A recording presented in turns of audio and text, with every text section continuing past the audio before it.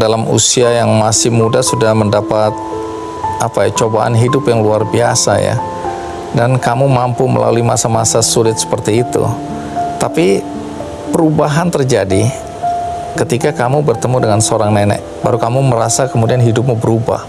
Ya. Apa yang terjadi hari itu? Waktu itu saya sholat subuh.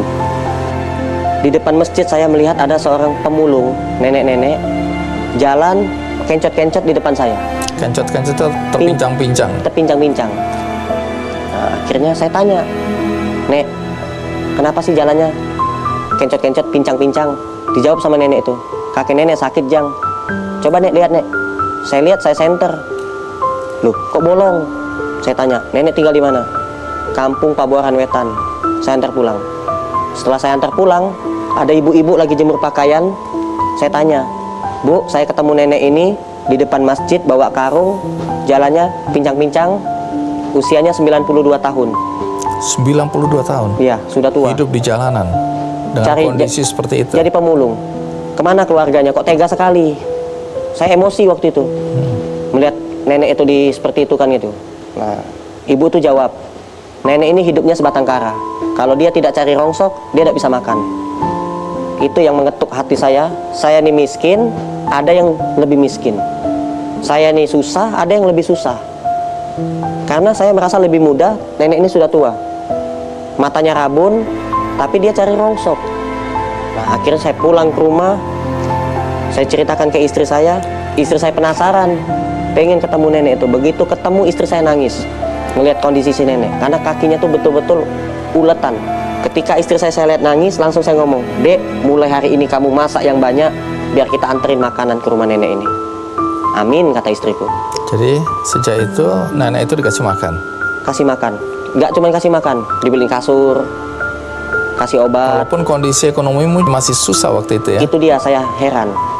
Itu sumpah demi Allah, ini betul-betul aneh. Seumur hidup belum pernah saya mengalami. Ketika ketemu nenek itu, tahu-tahu saya ketemu sama orang baik, jualan murotal Al-Quran. Saya ditawarin, "Mau ikut jualan nggak?" Saya pikir itu cuman basa-basi. Ternyata betul-betul dia modalin saya. Saya dimodalin, dititipin barang 100 ke saya. Habis, saya jual habis. Dan satu unit itu 100.000 keuntungannya. Dititipin 100, saya dapat 10 juta dalam sehari. Jadi saya bingung. "Ini beneran Pak?" "Bener," katanya. Ya udah, saya terima. Saya pulang ke rumah kasih istri, "Dek, hari ini kakak ketemu orang baik, jualan dapat 10 juta. Istriku tidak percaya, tidak mau nerima uang. Lebih baik kita miskin, susah, tidak punya uang daripada makan uang haram, katanya. La ilaha illallah. Sumpah demi Allah, ini uang jualan. Akhirnya ya udah, aku kenalin lah Pak Amin namanya itu sama istriku. Di situ istriku percaya. Nah, di saat itulah saya bisa beli kasur, saya bisa nabung, beli motor, saya bisa punya kasur juga. Saya tidur tidak pakai kasur dulu sama istri saya. Dan saya itu ada sakit. Sakit apa? Yang tadi itu? Kelamin saya tidak hidup. Semenjak ketemu nenek itu, saya mimpi, seakan-akan mimpi saya itu jalan kaki itu tidak nyampe-nyampe di padang pasir. Jalan kaki tidak sampai-sampai saya ketakutan. Tidak ada orang satupun. Padahal suasana waktu itu terang, siang. Saya udah minta tolong gitu, tidak ada satupun yang dengar. Akhirnya saya lari, karena saya ketakutan saya lari. Begitu saya lari, saya jatuh. Di saat saya jatuh, saya langsung terbangun. Saya pun jatuh dari kasur. Saya jatuh dari kasur, itu ada mobil-mobilan yang terbuat dari kayu. Saya dikasih sama adik ipar saya, oleh-oleh dari Jogja. Itu kena perut saya, rasanya tuh nyeri sakit. Nah, dan langsung saya ke kamar mandi. Begitu saya masuk kamar mandi, saya lihat hidup, punya anak. Saya pikir saya tidak bisa punya anak. Seumur hidup saya nih, saya mandul, saya tidak bisa punya anak. Akhirnya saya punya anak. Sekarang anak saya 3. Wah. Nah, bagaimana nasib nenek itu? Kalau diceritakan di video akhirnya meninggal ya? Sebelum nenek itu meninggal, nenek itu sempat nepak pundak saya. "Nah, apa yang di dunia ini belum kamu miliki, nanti kamu miliki." Tepak lagi. "Apa di dunia ini belum pernah kamu ketemu sama orang yang pengen kamu ketemu, nanti kamu ketemu. Apa di dunia ini tempat yang belum pernah kamu kunjungi, kamu pengen ke sana, nanti kamu ke sana." 3 kali. Sudah. Saya tuh bingung, ini doa atau apa ini? Kalau doa kan biasanya doain sehat, lancar rezeki, ini enggak.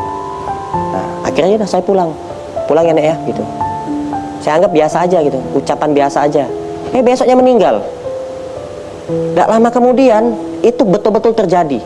Istri saya hamil. Saya pikir saya tidak bisa punya anak, saya punya anak. Saya pengen sujud di Mekah, saya kepingin sekali itu. Tapi saya tidak punya kemampuan. Saya diumrohin oleh seorang pembantu rumah tangga gratis. Jadi banyak keajaiban yang terjadi dalam hidupmu. Saya pun bingung.